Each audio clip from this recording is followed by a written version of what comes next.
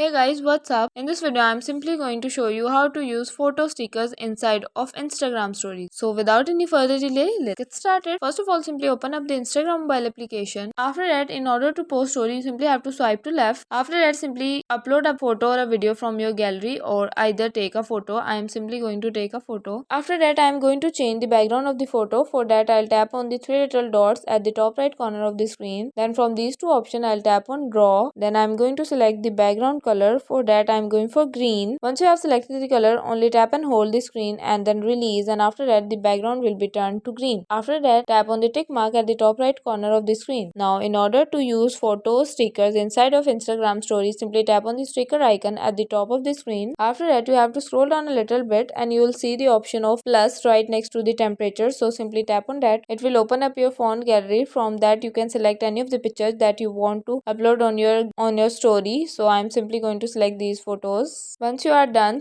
you can also tap on the photo to change the shape of that. Once you are done with all the editing, you simply have to post the story. Okay, so guys, that's it for today. Hope you guys like this video. If you guys like the video, give it a thumbs up. Don't forget to subscribe the channel, hit the bell icon. Thank you for watching.